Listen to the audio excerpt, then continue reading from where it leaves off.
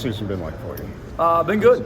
Certainly, it all goes in cycles, and since I saw you guys, I guess last finished the spring game, and May's busy. Coaches are on the road recruiting and Gamecock club events, and June's camps and recruiting visits, and July is a little bit of a catch your breath, but your players are still around the facility as well. So it's been good, some good family time and good football time, and excited to be here in Nashville today and get going. What are your thoughts on not playing Georgia, Tennessee, Florida in 2024, and what's lost in not playing those rivals that you could argue are 1, 2, and 3 on the Gamecocks list in the SEC? No, it's weird. I'll be honest with you. I mean, when you have expansion, there's 16 teams in the league that you're not going to be able to play everybody. But for as long as I can remember, South Carolina played those teams. So to not be playing them is weird. It's it's part of it. But I look at it as an opportunity to play other teams and go visit places and schools that we haven't been to in a long time or ever, and then that eventually or at some point in the near future too, those teams will come back on the schedule also. Jay, with some housekeeping stuff, anybody that won't be healthy to start camp outside of Nichols?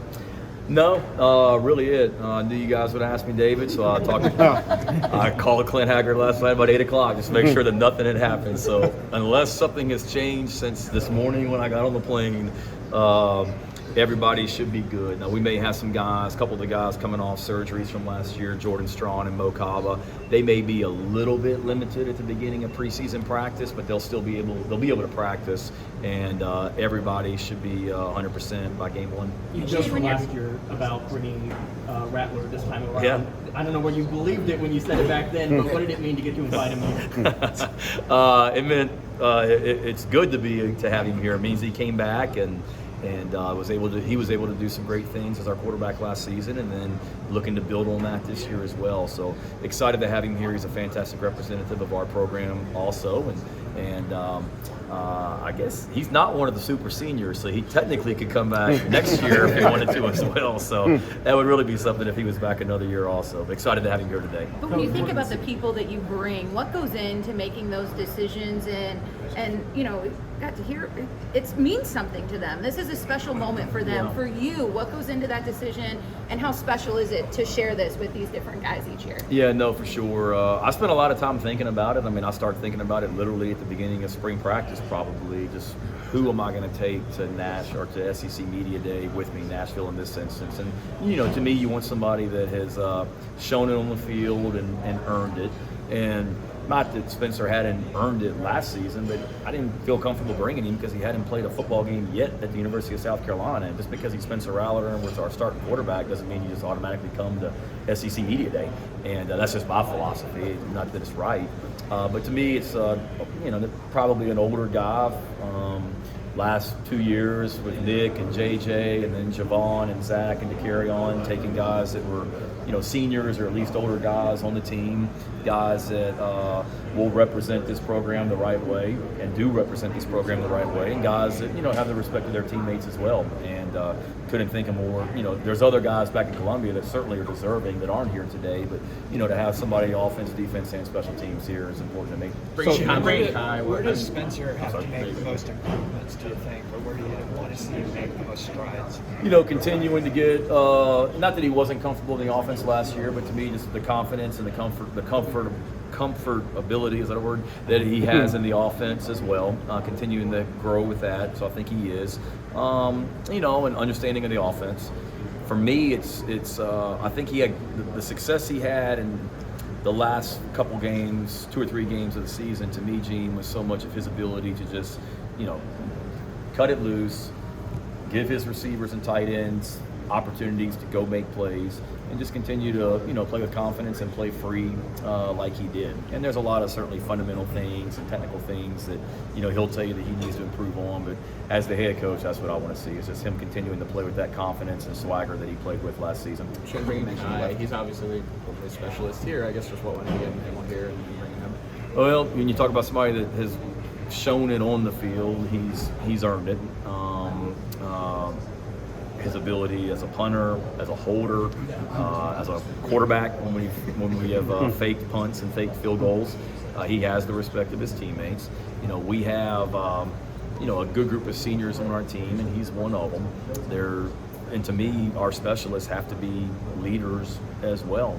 And it's a statement about what kind of leader that Kai is and can continue to be as well. And just, solid student. He was the outstanding student athlete academically from in spring practice for us in our spring awards, and really productive on the field and a leader on our team. You filed any complaints with the Ray Guy folks yet? Not yet, but I'll make sure that they know that in my openings, or one of my statements, that the best punter in the country is here with us today. What's the value in the way you guys finished last year, giving you the belief that you can win big games, but also realizing that that doesn't necessarily guarantee that it's going to carry over into this year? Yeah, and that's something that we've talked about a lot as a team. You just can't assume. I mean, we got 38 new players on our team that weren't even there when we played Clemson last season. So there's so much newness. We've shown that we can compete against the best in the country. We showed that in game 11 and game 12 last season. But every year is different, and we've got to be better than what we were last year for sure. But certainly there's great confidence within our team going into this season. But there's also an understanding that nobody's taking a breath and patting ourselves on the back. We got a lot to improve on as well. Yeah, Mike. Especially from a recruiting standpoint, this fan base, ups and downs. They're gonna react as soon as something happens or something doesn't happen. The reason I'm bringing that up, because obviously from an NIL standpoint, what message would you send to this fan base right now who's itching for that next welcome home? I'm itching for it too, and you realize that it's a marathon, and I think our fan base and anybody that follows recruiting needs to also take a look back and realize the amount of guys that we got committed back at the beginning of the season that every team in the country would love to have committed to their roster right now. So that was a really big deal then, and it's still a really big deal now. Do I wish that we had more welcome home tweets in the month of July? Absolutely. The month isn't over, so we'll see what happens. And you just realize that it's a marathon, and signing day's 5 months away. There's a lot that's going to happen between now and then. And then it's not like we're not in the mix for guys. I mean, I learned a long time ago as a coach, Mike, as a competitor, I don't like losing anybody, don't get me wrong. But I learned a long time ago as a coach, like, you're going to lose more kids than you get in recruiting. And, we've lost some guys guys chose to go elsewhere over the last, month or so, where they chose to stay with their in-state school or go play for the defending national champion or whoever it might be. And don't like that, but also let's not forget about the guys that have been committed to us and the bulk of this 2024 class. And we got a long ways till December also. After what's gone down at Northwestern as the head coach of South Carolina, you have to double check and just make sure everything is cool back there in the areas that maybe you and your staff don't see? Yeah, I think you never assume. You constantly got to educate, and it starts with the people that you recruit and the people you have in your program, players, coaches, staff. And it's also being visible in the building as well. And I'm not in the locker room 24/7 like babysitting our players. I want them to have that area, but our coaches are also, in there as well. And I get it. I mean, as the head coach, you're responsible for everything that happens in your program, and that's scary, at times as well, inside the facility and outside the facility. But, certainly you want to, the culture that we have at Carolina, the things we talk about as a program, you guys have heard me say before, it's not just words on a wall, it's how we do things, and it's educating our players year in, year out. Here's how we do things. It's part of the message. I'll certainly, when we meet in August and we start preseason practice, I'll, probably reiterate it even more than in years past in light of what's happening. But there's, whether it be that, there's issues with gambling going on across college athletics. I mean, it's just so much now that you've got to make sure you're constantly educating your guys on, and you can't assume anything. Shane, do you anticipate adding anyone? Are you guys exploring any more options in the portal right now, or is the guys you have a lot? Not exploring anybody at this moment. Yeah, Emily. Having Nick Harbour on campus now for the first time, are there any just early impressions of him on the field? And also, have you had a chance to talk to the new track coaching staff about what the plan might be for him? Haven't talked to the new track coach yet. Excited about having him here. Know he's been busy. I've been out of town quite a bit over the last few weeks, but looking forward to working with them and having a great partnership. First impressions, he's fast, and I don't mean that, but he's fast. But great young man, working hard. He sent me a text message last week. He and Lenora Sellers were just in the indoor by themselves, just throwing, and he sent me a text, basically just check in and say hello and whatnot as well. And great guy, excited about him being in our program, and I know our players are excited as well. Yeah, Brad. Speaking of Sellers, he's 245 now. 13 pounds in the offseason, big huge quarterback for freshman. What kind of impact/role do you see him having this season? Yeah, we'll see. Him being there for spring practice was really beneficial for him. He certainly opened up a lot of eyes in spring practice with his ability. But we got a really good quarterback room. People don't talk about Luke Doty anymore, and he's played some pretty good football for us down the stretch. So, and is a really good athlete. Luke, Tanner Bailey, Colton, all those guys. We really like our quarterback room. Spencer's our starter, and he needs to be on the field. But we'll see. We'll see where things go and what we do. But certainly Lenoris has a bright future at our place, and he showed in spring practice at the moment's not too big for him if he were to have to play this season. With a guy like Nick, what is an actually fair expectation for a kid like that? I know he's a hugely highly rated guy, but how do you guys as a coach accept it? Yeah, I think that my concern is just the expectations that maybe the outside puts on him, that he's the savior coming in here and is going to come in and just take over college football. The guy's a true freshman that was in high school, a month ago. So let's, temper the expectations a little bit. He's an 18-year-old young man that's really, really talented, but whatnot. So for us, we'll give him an opportunity to, get the ball in his hands as many ways as we can, and he's a part of a really good receiver room, so he's going to have to earn it, but certainly excited about him being in our program and what he brings to the table. Shane, is there an update on Braves? Is it possible he could be part of the program this year? No. Shane, I know your overall core message is going to remain the same, but for this team, looking at how you finished last year and what challenges you face this year, is there anything you add to that message or that you have to tweak? No, I think it's kind of like just going back to what I was talking about earlier. Just don't assume, anything. It's we've made a lot of progress, but we've got to be a lot more consistent.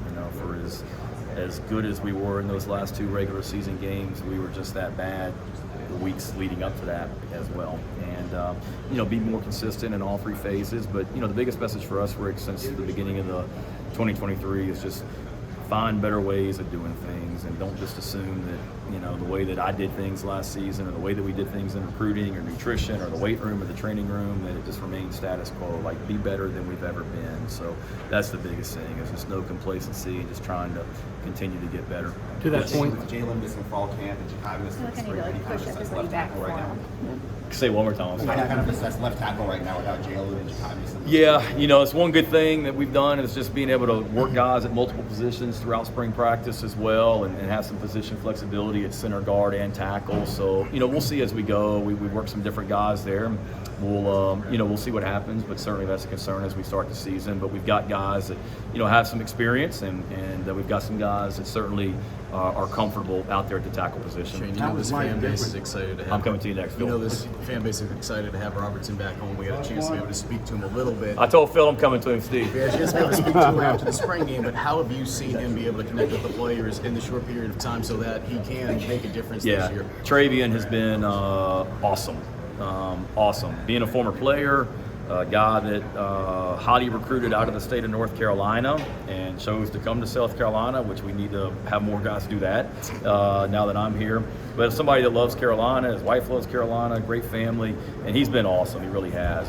One of our defensive tackles, we were out on the field watching workouts about a month ago, and he just pulled me aside, and this was after Travian had been there for probably 2 weeks, and he just said, "You got the right dude." And he said he's made us better already. So our players have really taken to him and excited about him being here. Nobody loves Carolina more than that guy does. And to be able to get a former player back in the program, but then also a really talented coach as well, was a no-brainer for us. Just wondering how life is different in the off-season after you beat Clemson. It's definitely more enjoyable in South Carolina. Being able to be out and about and in the community, it's fun. I know how important that rivalry is. I've said that before. So certainly when you win that, whether it be Carolina Clemson or any rivalry game, when you win it, it makes living in that state, a lot better without a doubt. And so certainly I've enjoyed it, but again, it's one of those, like I tell our players, I'm not going around patting myself on the back. That's in the past, and now we got to figure out how to do it, more often. All right, you went on safari. Where'd you go this summer? Thank you. Where did I go? You do anything fun? Yeah. What was the big?